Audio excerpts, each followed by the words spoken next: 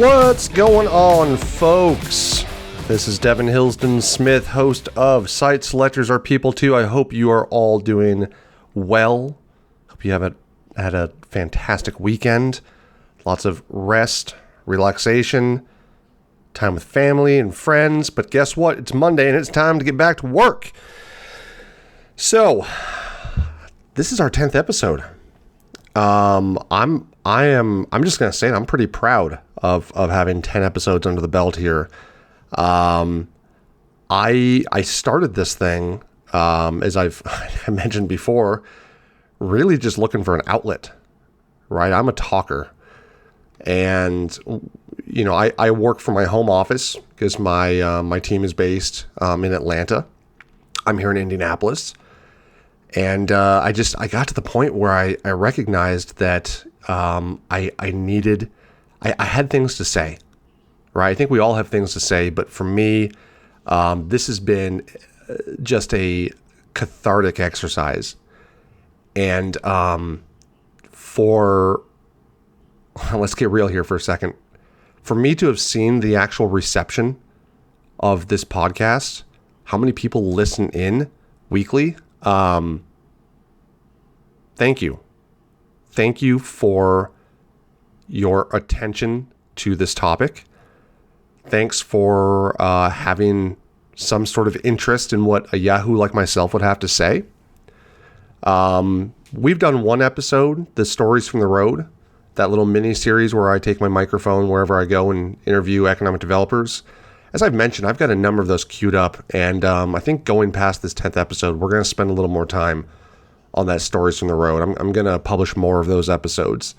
I appreciate the fact that you all enjoy what I have to say, but I also think that given the premise of this podcast, humanizing the world of site selection and economic development, it's going to be more important that we take time to sit down with professionals and hear different points of view and find out what's going on in our various communities. So look forward to that being a little more regular cadence for that mini-series.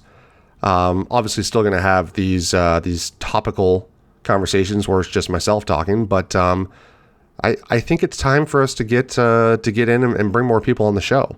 So for the 10th episode, we're going to do something a little interesting here. We're going to talk about navigating the site selection RFI process. So we're going to talk about what an RFI is. We've referenced RFIs in every episode that we've had, right? Because it's such a critical aspect to how site selectors and economic developers engage formally. But we're going to define an RFI. We're going to go through the steps of the RFI process. We're going to talk about key considerations, how to craft an effective RFI response, tips for effective RFI responses. And we'll talk about a few case studies, primarily from my own experience, and then we'll call it the 10th episode. So let's start it off. What is an RFI? Oops, sorry, you can hear this chair here. Hold on, I'm gonna stop talking. If you ever hear that going on in the background, that's this chair just completely wanting to be part of the podcast every time I shift. I bought this thing because my back was killing me just sitting around, and it's a comfortable chair. But yeah, if you hear that, that's nothing more concerned than my chair just trying to be a vocal member of the podcast. So, what is an RFI? RFI, first of all, is a request for information. Plain and simple. They're sometimes called requests for proposals, so an RFP. But RFP, we're going to refer to as an RFI. It's a formal request from site selection consultants or companies looking to expand or relocate operations or establish new operations. It's a formal request from site selection consultants or companies to economic developers, to utility companies, to various partners that have access to information that is critical for a client, a site selection client, to make a decision as to where they are going to expand or open up new operations. So it's a starting point. The RFI is a starting point for identifying valuable sites valuable and valuable sites. Key drivers and information that are sought are outlined in the RFI. But let me back up here. I just said that it's the starting point for identifying viable sites. I want to take that back. And something that I have learned in my career is that by the time that you as an economic developer receive an RFI, the decision to explore how to proceed for a company is probably 6 to 9 months in the process. So what do I mean? A company's executives, let's say we're talking about a publicly traded company or a larger privately held company. Company's executives go into a board meeting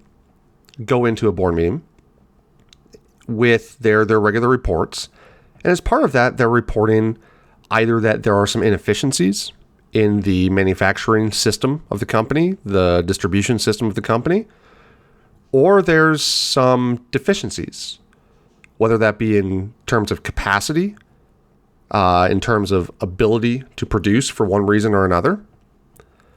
But the board then determines and dictates to senior leadership that they want to explore various avenues for how the company might solve for the issues or opportunities that have been outlined in front of the board.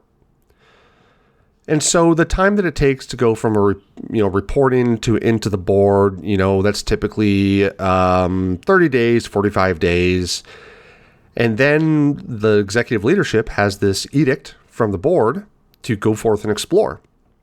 So they pass it down throughout their teams to the appropriate teams, typically found within the operations teams, if the company is organized as such, into the real estate teams.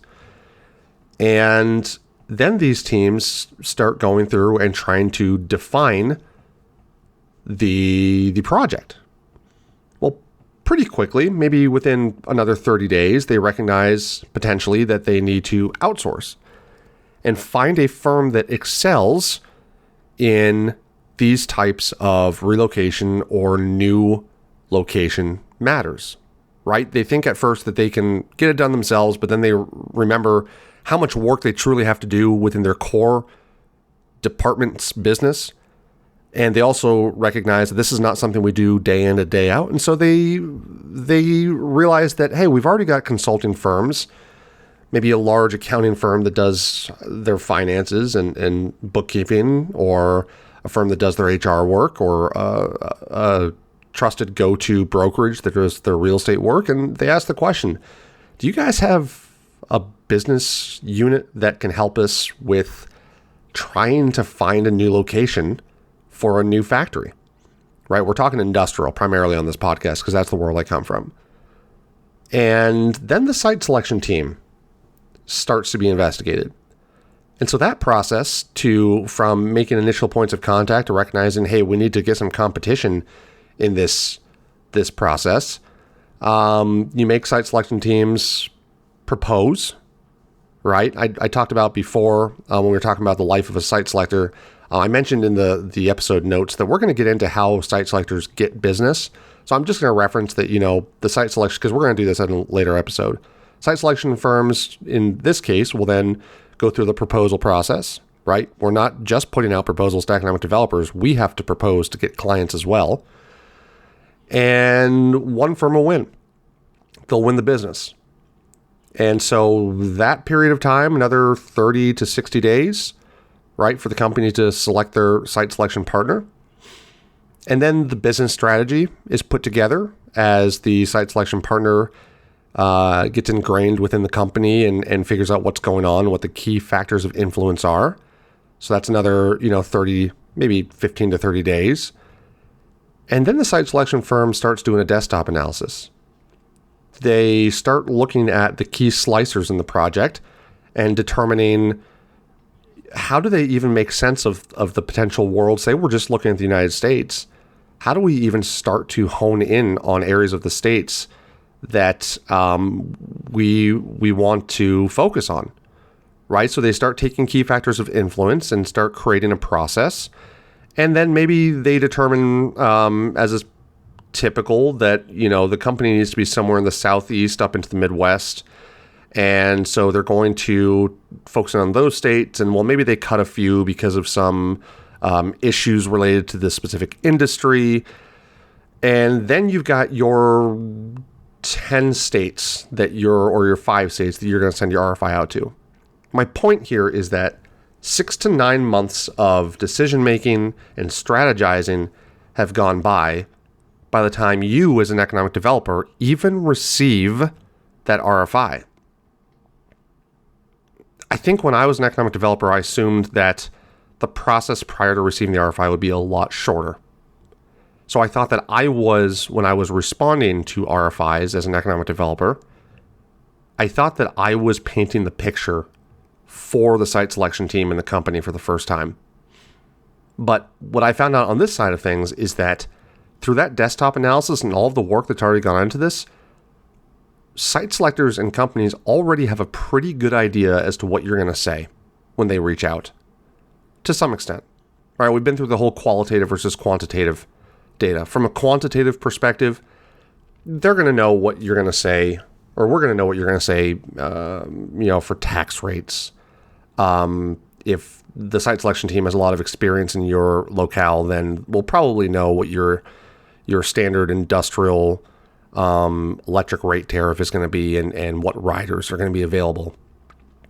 So this is not an opportunity for you to introduce your community. Typically, it's an opportunity for you to augment what is available out there in the public domain. It's also an opportunity for you to validate what the site selection team and the company have already found.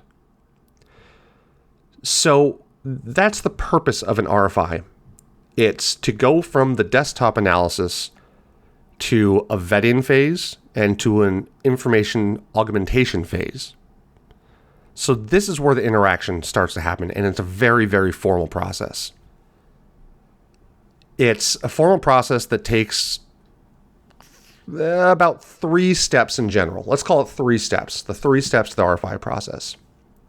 First of all, as we already started talking about, is the creation of the RFI. So consultants, site selection consultants, in combination with their contacts at their companies, will draft the RFI, specifying project requirements, site criteria, desired features. What are the key factors of influence that they're looking for? They'll outline their goals, their CapEx, their projected CapEx, their projected estimated new jobs, timelines. It's a process. It's effectively, the document is a process to request clarification about information and to see and uncover new information.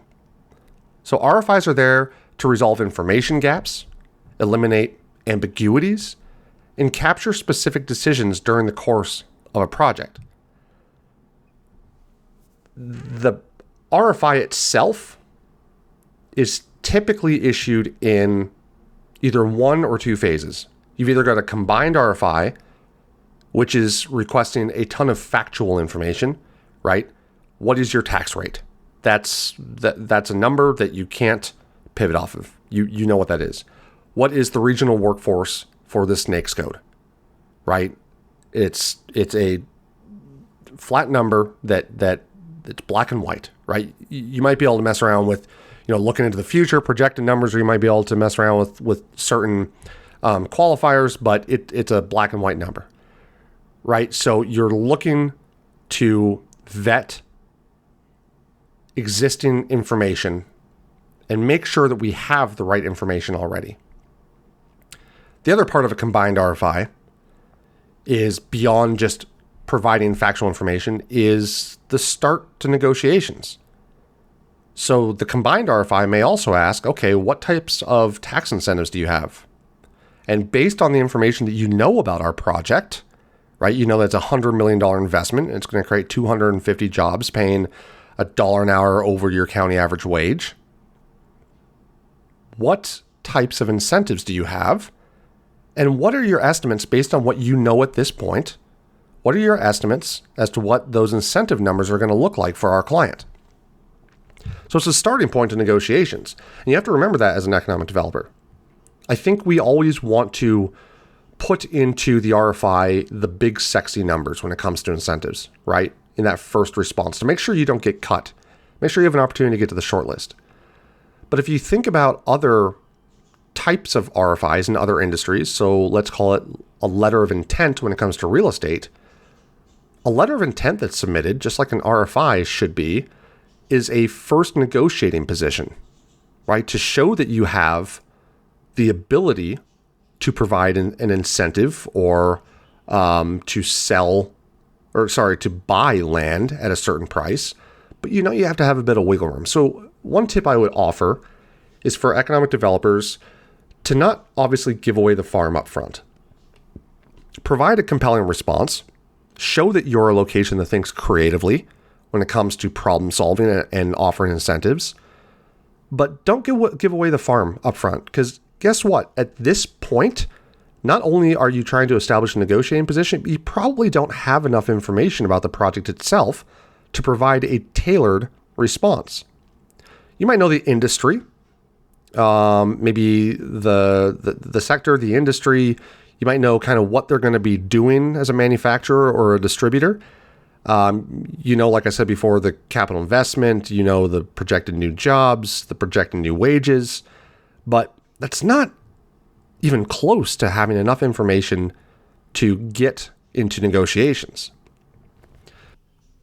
So here's what you're typically going to find in an RFI.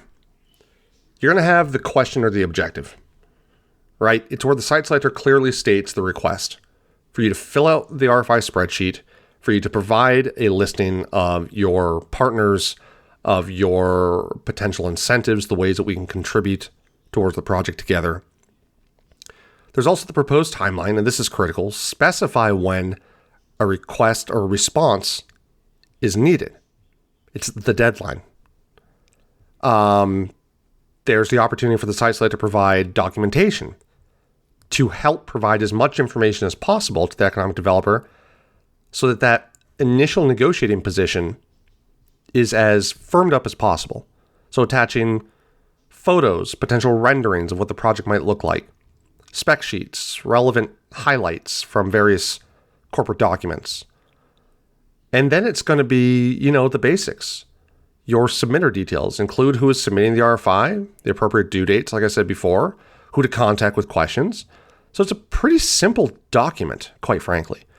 It's likely going to be a multi-page kind of cover letter where they're going to introduce the project itself, put forth the question or the objective, state the proposed timeline for receiving responses, and then what the timeline looks like to get to a decision, and then construction and operation. It's an opportunity to provide documentation and information about the project itself, and then the basics of submitter details. Now, there might be a second document attached, which is something that I do myself, which would be an actual RFI worksheet. So that's where you would put in the various columns, right? You'd have maybe 3 columns because each state is allowed to provide 3 locations in their response. Okay, so you've got 3 columns for you to go ahead and fill out, looking at the various rows, all of the information being requested. Everything from what is your name, what's the name of the submitting organization, what's the name of the locality where the site is located, what county is it in, what are the coordinates, what's the address of the site, what's the address of the landowner. Then you start to get into site details, asking for what's the size of the site, what's the general aspect ratio of the site, right? Is it a rectangle? Is it more like a polygon? Is it kind of gerrymandered looking?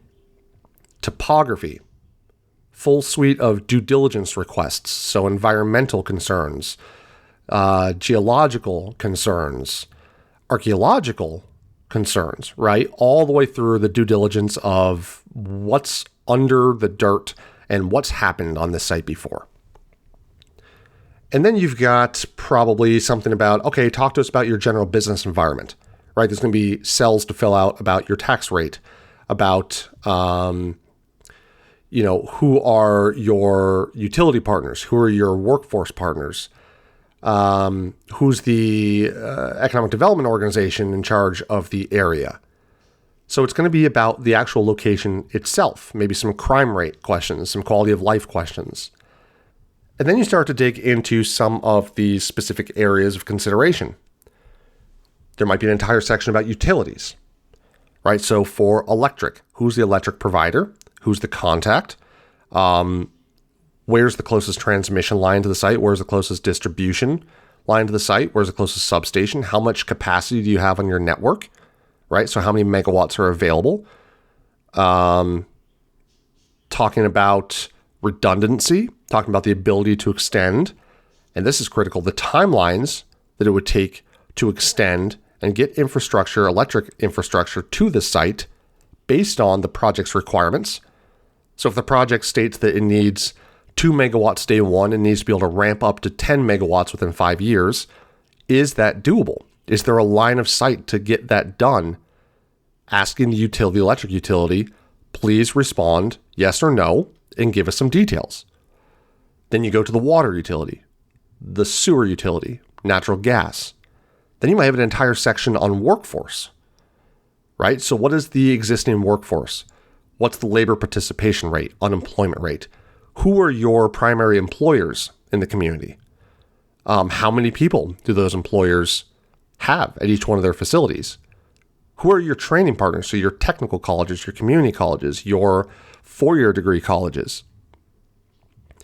Maybe if it's a foreign company, especially an Asian company, you'll typically get a question about, do you have Saturday schools, for example? Do you have cultural amenities related to where we are from? That's a big deal when it comes to foreign direct investment. Answering questions around, are they going to feel welcome in the community, right? So this RFI, the worksheet, which is the second document, the first is the introductory document with the question, objective, proposed timeline, documentation, etc. But then the worksheet itself, that's the meat and potatoes of the RFI. That's where the community has the opportunity to first showcase itself and to answer questions and to make sure that what the community can offer is what the company needs. I want to take an aside here. I've said before, I'm going to say it again. Economic developer Devin would have been Site Selector Devin's worst nightmare, right? Because I was very good at filling out these RFIs to answer the questions as positively as possible. But what a site selector is really looking for, it's not looking for the best sales job, right? It's trying to uncover whether or not there's even a chance that this could work out between the economic developers community and the client based on the project needs. It's a fact-finding mission. Plain and simple, it's a fact-finding information. It's called a request for information for a reason. You're trying to get information to determine, is this the right location? So as an economic developer, if the question that is asked, if your answer is not going to be as positive as you would like, don't worry about it, right? Either take a look at the fact that your answers for multiple questions are not sufficient based on the needs of the project and maybe decide to cut bait and not respond and waste everybody's time, or respond like maybe the answer is no. But a good RFI will give you the opportunity to say no, however. Here's how long it's going to take. Here's our proposed course of action to get to yes. Here's how much it's going to cost and who's going to pay for it. Then myself as a site selector, I'm sitting there going, all right, everything else about this community is really solid for this project. There's this one area where they're weak on. So when I'm rating the community overall, if everything else is, say we're doing an indexed scale of 1 to 5, if everything else is like a 4 or a 5, and you have just this one area that's maybe a 2 or a 2.5, maybe what I'm going to do is say, okay, we need to talk to the client about this and see if there's any opportunity within their business case to adjust the timeline slightly to accommodate this community's abilities to provide, right? Maybe Maybe maybe the requirement is that you have a certain amount of power. I keep going back to power, but that's such a big deal these days. But maybe the requirement is you have a certain amount of power within 18 months, but the community comes back and says, hey, we can get it done in 24 to 30 months. Maybe there's some wiggle room there. But guess what? Worst case scenario, you get cut. And that's okay, because you don't want to have to slog through that and try to fit a round peg into a square hole when you don't have the ability to provide whatever the company needs by the date that they need it.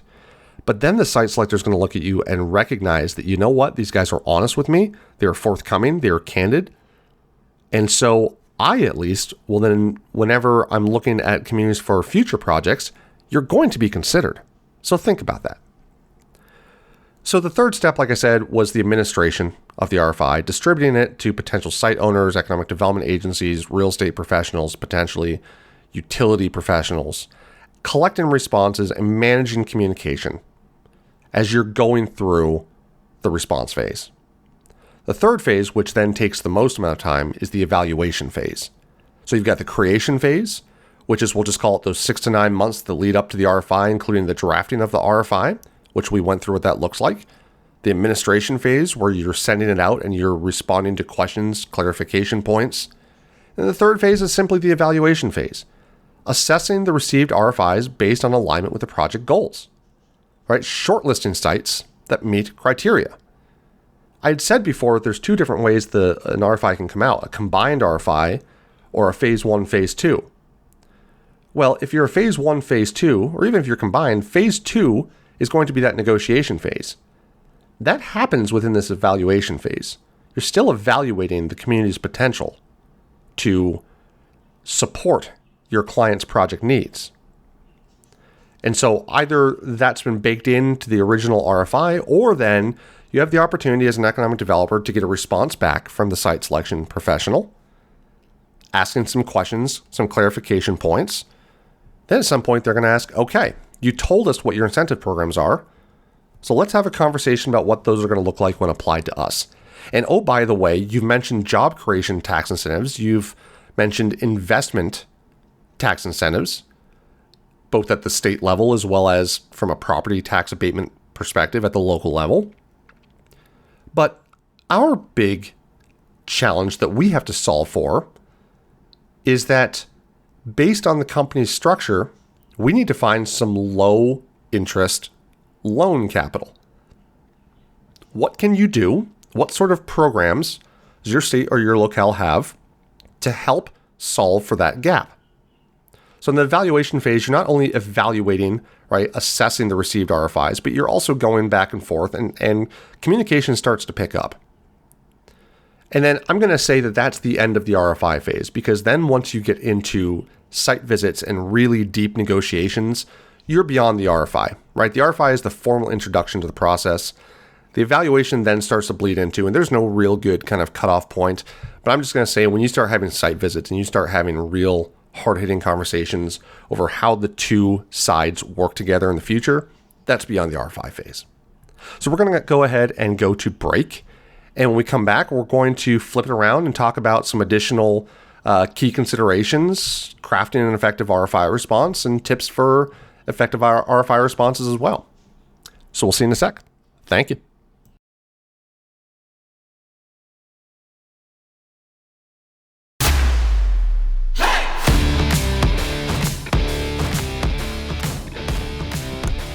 Alrighty, folks, and we're back.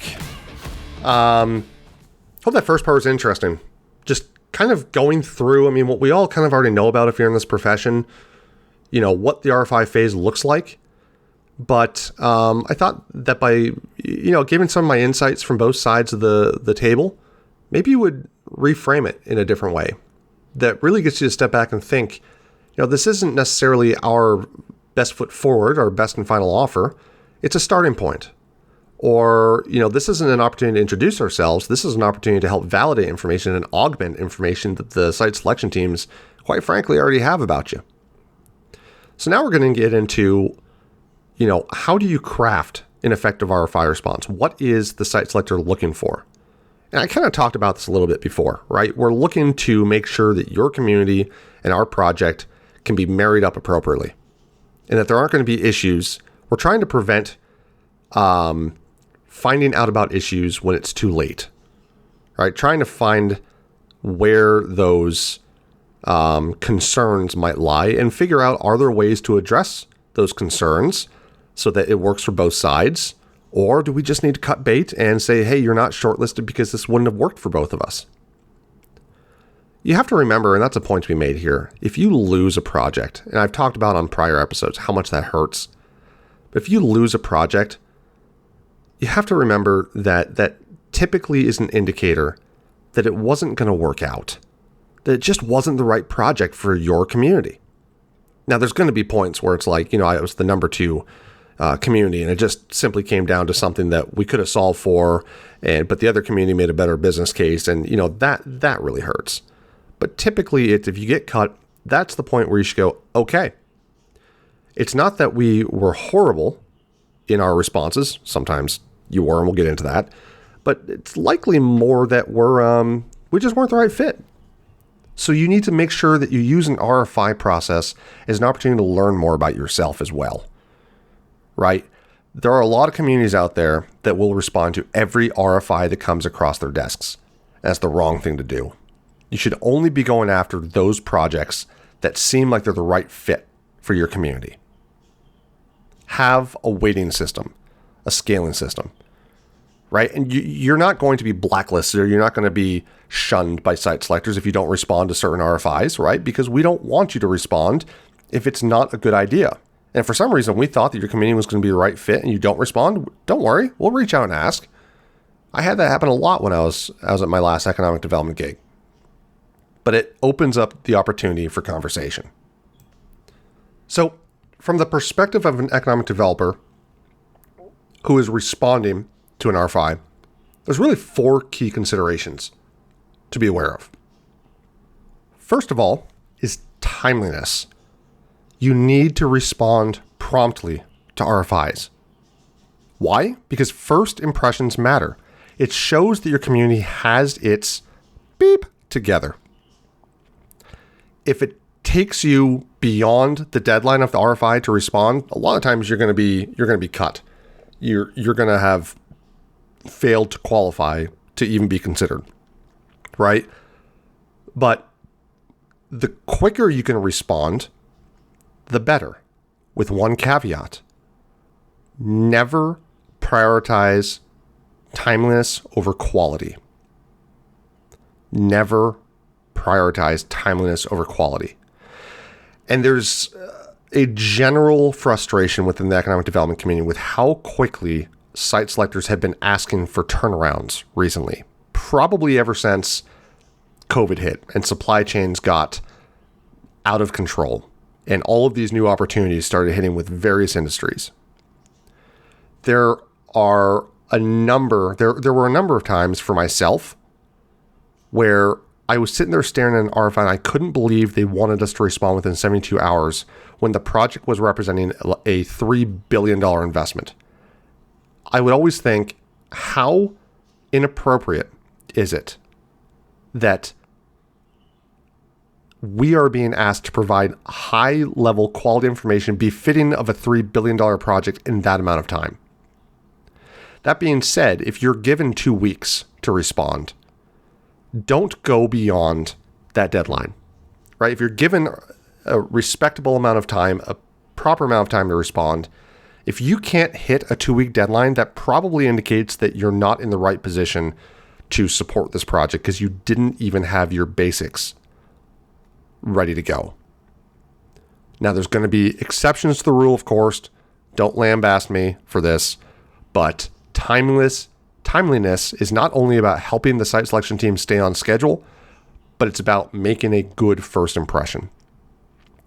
From the quality perspective, and this is the second key consideration, accuracy is a big deal. You have to provide accurate and detailed information about your site. Here's my tip. Never, ever, ever say TBD for a response. To be determined indicates that you either don't know the answer which is a red flag. You don't have the answer figured out, which is a red flag, or you're trying to hide something. That's typically not the case, but that's something I have to consider as a site selector. TBD does nobody any favors. If you're given 72 hours to respond, here's what I recommend. Reach out to the site selection group and say, I am not able to get a response to XYZ questions within 72 hours because certain key contacts are traveling or are not available at the moment. Can I have an additional 48 hours? That's what you do, right? Maybe you say, I will respond and submit the RFI, but I'm going to put down, not TBD, but I'm going to put down information forthcoming by this date. That's how you approach that, right? And maybe the site selector comes back and says, hey, I know this is a ridiculous turnaround. Trust me, I get it. But if you're not able to respond within 72 hours, please don't even respond. Okay, then it wasn't the right project for your community. But always, always, always provide some sort of response. If you have to say TBD, then either it's not the right project for your community or you have an issue with maybe one of your partners that's not giving you the information up front. And so then you have a lot more work to do on your end to ensure that that does not continue to be an issue. One area where you run into those problems would be, again, we're going to go back to utilities. Sometimes utilities do not have enough information to be able to provide what the rate would even look like. So they say TBD, contingent upon the receipt of further information. I think in that case, that's acceptable because it's sending a signal to the site selection group. We have the information, but you haven't given us enough for us to be able to accurately respond. But as a general matter, from a perspective of accuracy, never just say TBD. There, off my soapbox, moving on. Accuracy is critical.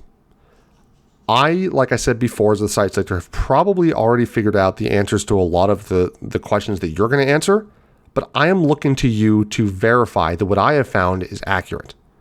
Or I'm looking for you to augment what I have found so that I can dig even deeper.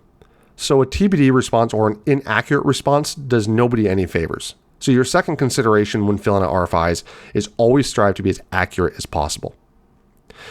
You also want, as a third key consideration, to differentiate yourself from others.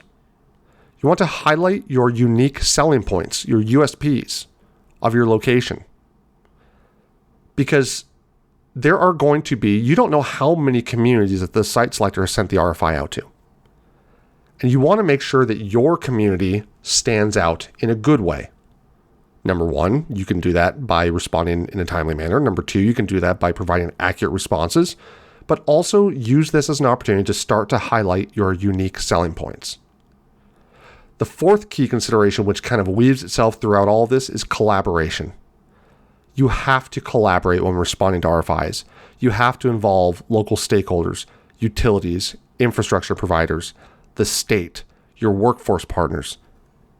It's never going to be good enough to just sit down and try to get it done yourself, because you have to remember, even though you've answered this type of question before for other projects, every project is unique, and it's critical that you have a good enough relationship with your stakeholders and your partners that for every RFI that comes in, you're able to collaborate in an effective and an efficient manner.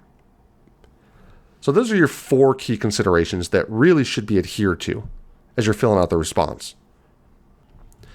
So let's talk about how to craft an effective RFI response. And I'm just going to stay away from my notes here for a second. I'm going to walk through how I did it as an economic developer. So it's 4 p.m. on a Friday, and you get a request for information that they want everything back by Monday at noon, right? No, I'm kidding.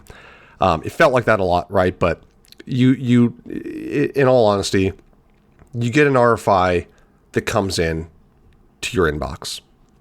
At least where I was based in Indiana, those RFIs would come primarily from the state. So why are they coming from the state if the actual issuer of the RFI is a site selection firm? Well, it goes back to what I was kind of saying before. A lot of the times, the site selection firm knows that we need to look at the Midwest, the Southeast, we're trying to work through the project ourselves on the back end.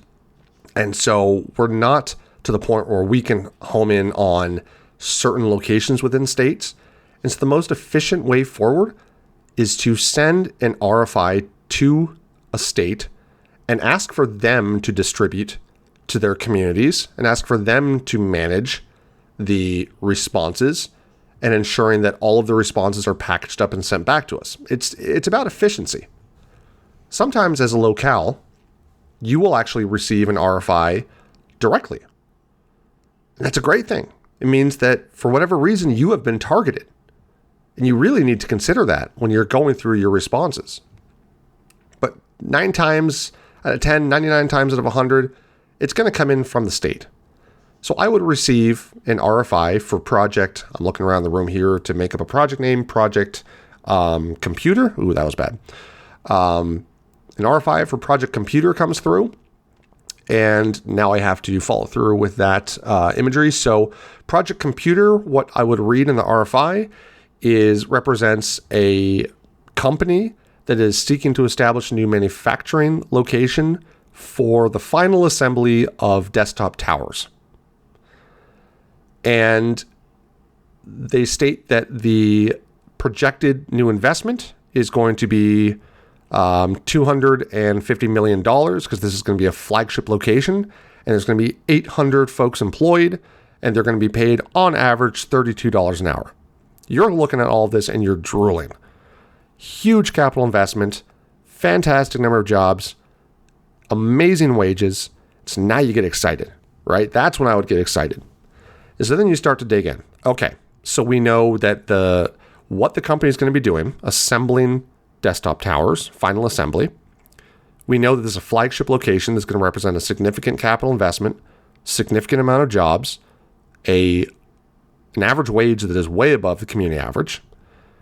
And then you dig through and they give you, oh, hey, here's an entire schedule with all of the required utilities, timelines, the workforce breakdown. Oh, wait, typically you don't get all the information. If you are lucky, you will receive a solid amount of information that will help you to respond to the RFI. But why I said before that this is a starting point for negotiations is because typically you're not going to get everything that I just referenced, because the company is still trying to figure it out themselves. Don't take that as they're trying to pull a fast one on you, right? They're not trying to weaponize the RFI.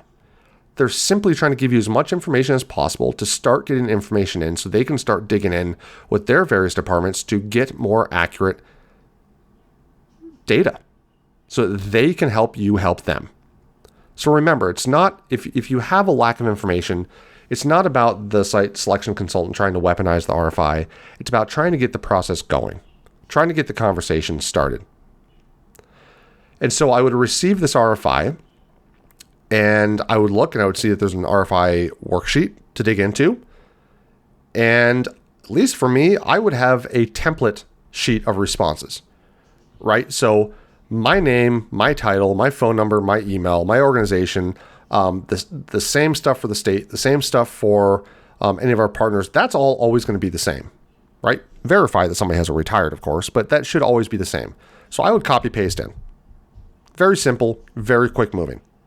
I would then look at those questions that required me to collaborate with my partners, internally and externally, to get accurate information. So I would see there's an entire section on workforce because the final assembly of desktop towers is takes a highly specialized skill set. And so I would see that there's an entire section for workforce and training. I would see that because they needed to cycle these desktop towers, that there was a significant amount of power required. For water, not so much, mainly domestic, right? For folks to be able to use the restroom or to use the kitchen in the facility. Maybe natural gas. The company is so concerned about power outages because they've had issues in the past that they like to set up a very robust backup power generating system on site, which requires a significant potential pull of natural gas. Sewers, right? Domestic. But I would start digging in and start pinging out to all of my partners. Here's the new project. Here's the information you need to know. Here's the requirements and the requests that have come through. Is there information I need from you? Here's what I already have that I think is the response based on prior projects. Could you verify? Right? Make it easy on your partners to help you. If you can start off with, here's how I filled out your section. Is this still accurate? Then, man, you have done your partner such a favor that they're going to be more willing to help you even more in the future. Right? You scratch my back, I'll scratch yours. So even though you're going to have all of these different, canned responses, I always wanted to make sure that I was customizing my responses to the specific RFI. Made sure that they didn't come across as canned, or they weren't actually canned, because you wanted to make sure that you were giving accurate information. I would ensure that I was clearly addressing each question or requirement properly. Not just giving what I thought the answer was supposed to be, but really digging into what are they looking for. Data. Providing, so you would answer questions within the RFI, but then typically you'd have an opportunity to provide supplemental documentation, right? So I would answer, here's the labor force, but then I would provide a labor force report. I would answer questions related to demographics, but then provide reports surrounding the demographics of the region. Incentives, I would list the various incentive programs and then provide the one-pagers associated with the incentives. It's all about trying to make sure that you are being as helpful as possible in your responses as you can. And the final thing I think, which is probably the most compelling, is the visuals, providing maps, site plans, aerials, renderings, anything that helps the site selectors of the company that are not from your area visualize from a desktop perspective what this site and what this community look like, what they feel like, what's the ethos, right? Help them get into your head. Help them to understand the value proposition of the region. And there's nothing like an image, because an image is worth 1,000 words. So when we come back from the break, we're going to do one more quick section, some rapid fire tips for effective responses. And then we're going to wrap up our 10th episode, folks. Hooray! See you in a sec.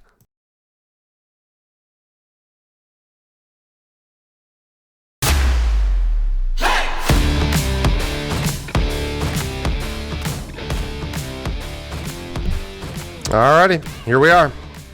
Final part of the 10th episode. So we're going to just do some rapid fire tips for effective RFI responses. And some of these we've already touched on, but I just want to make clear how important they are, right? So the first one is making clear requests. If you're not sure what the site selector is looking for, ask them. Ask them. It doesn't hurt to ask questions. State your information needs explicitly, but be concise and focused in what you are trying to figure out when it comes to the question that you are trying to answer in the RFI. You also want to add essential context. So when you're providing information in your RFI, you want to explain why that information matters. Provide the relevant background. Don't just say that the region is founded upon strong agrarian roots and leave it at that. Because I'm going to look at the answer as the site selector and go, why do I care? But maybe the point you're trying to get across is based on those strong agrarian roots, right? You now have that strong work ethic that's translated into a manufacturing prowess. That you have a strong workforce that, based on the roots and the ethos of the community, is ready and primed to support your project for the final assembly of desktop towers. Draw the conclusion. Don't just say you have strong agrarian roots. Say we have strong agrarian roots, which translates into we have significant manufacturing operations in the community, and here are some testimonials from the HR departments stating that they couldn't be more pleased with the work ethic and the ability to get it done in this community. A third effective response for an RFI. Use a real-time solution. Leverage digital tools for efficient communication, right? So when I say a real-time solution, I mean, how is it that you can go about providing a ridiculous amount of data and information to the site selector without avoiding delays? Have your digital tools in place. Have your template RFIs with canned responses ready to go. Have your partners primed and ready to go so that when they see a certain subject line in an email, they know that, whoop, this is an RFI, let's get to it. Maybe you go a step further and you become an expert in Power BI and you figure out how to visualize data in an even more compelling manner. You need to, as a fourth effective response tip, you need to expect realistic timeframes. And this is after you respond to the RFI. Always remember that silence doesn't necessarily mean a project is dead. Remember that when you submit your RFI response to the site selector, that you are one of many, right? Maybe one of 60 different sites that have responded. So there are thousands or tens of thousands of data points that the site selection team then has to get through. There's, 700, 800, 900 documents they have to wade through. It's okay to follow up, but expect a realistic time frame. Now, I know that cuts against what I've said before about something that site selectors can do is communicate better, right? And that is still absolutely true. But when it first starts out, the first weeks after an RFI is submitted, as an economic developer, respect everybody's time. Respect that it's going to take some time. I always, as an economic developer, would have put a follow-up in my calendar for a month later. I would submit an RFI response, and I would put a reminder to follow up within a month. But the longer we go on, the shorter that timeline would be. I'd get down to, okay, now we're going to check in every 2 weeks. Now we're going to check in every week. And now I'm going to call you and figure out what's going on. Another tip for an effective RFI response, and this is primarily geared towards the states because the states are usually in the position where they're combining all of the responses from all of their communities to then submit a package to the site selector. But group all of the responses into one deliverable. It is so much easier for a site selector and for a company to wade through the information you've provided if one entity is submitting all responses at once. I ask for this in every RFI that I issue. What's interesting is the number of times that I will get a response from a state within the worksheet answers that say, so-and-so will follow up separately. That makes it so hard for me to do my job when I am evaluating multiple states and a ridiculous amount of communities at once. First of all, I'm going to be frustrated. But second of all, that's going to raise a red flag. I'm going to wonder why that entity did not submit their responses in with the state's overall package. Is it because there's an issue with that entity? Is there something going on behind the scenes where the state and that entity don't trust each other? That's going to send up a red flag. I've mentioned this before, but also ensure that you include photo documentation because visuals enhance understanding for those of us that are not familiar with your communities. Attach relevant images. I'm very sorry, but I don't care to see an image of a family in a bunch of kayaks in one of the local park ponds, right? I'm sorry, but every community has that type of, or should have that level of quality of life where people can get out and, enjoy their time together, right? What I'm looking for is give us those images that are the most powerful when it comes to expressing who the people in your community are and what your community is. Site photos, aerials of your community as a whole, maps are critical, showing where the site is, where the population densities in your community can be found, where the infrastructure, the highways, the rail lines, the ports, the airports, where they can all be found relative to the site. Help me understand that if my client was to land at this site, how long is it going to take for them to be able to get a semi-truck from the dock out to the interstate? How long is it going to take before they can get to a transload facility or an intermodal yard, right? And one of the best ways to do that, of course, you're going to answer, here's how many miles, here's how much time it takes.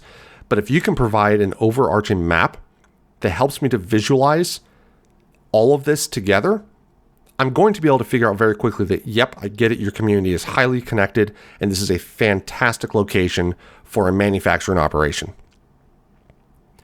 You also, and I've said this before, as an economic developer, you do not want to use the RFI as a weapon. You want to maintain a collaborative tone. Don't say, you haven't given us enough information, therefore we're not going to be able to respond. Focus on problem solving, right? So instead of saying, you haven't given us information, enough information, so we can't respond, say, if you can give us these different data points, we will be able to provide a comprehensive response that will help your client determine whether or not we are the right location. You want to suggest solutions. You want to offer ideas, not just ask questions, because you're trying to facilitate, as an economic developer, decision-making for the client and the consultant. So those are some tips for effective RFI responses. And I see now that, per usual, I've rambled on longer than expected. So we're going to skip the case studies and success stories. I will include some information in the podcast description that if you want to dig in further, hopefully you find it interesting. But here's what I'm going to do instead.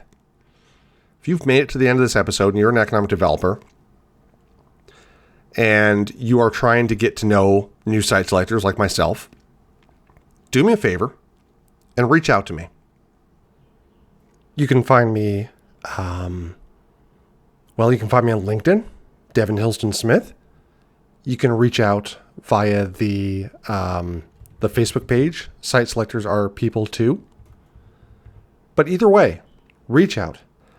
If you've made it to the end of this episode and you'd like to have a chat with me, I would be more than willing to anybody who reaches out to put 30 minutes on the calendar so we can get to know each other. So that's my offer to you. And I promise you that I'm going to set aside time to do so. So again, either find me on LinkedIn at Devin Hillsdon-Smith or reach out via the Facebook page, Site Selectors Are People too. So that is our 10th episode. Once again, I couldn't appreciate y'all more. I hope that we are doing exactly what I was looking for to humanize the profession and to bring up some interesting topics for discussion. And the next 10 episodes are going to be a little more focused on having chats with those of you out doing the work. This has been really fun for me. And my end goal for all of this is to make us all stronger in this industry so that we can do a better job by our clients and by our communities. So with that being said, this is Devin Hillsdon-Smith, and you guessed it, Site Selectors Are People too. See you next time, folks. Bye. Just a heads up, views expressed in this podcast are solely my own and are not attributable to any employers, whether past or present. Thank you.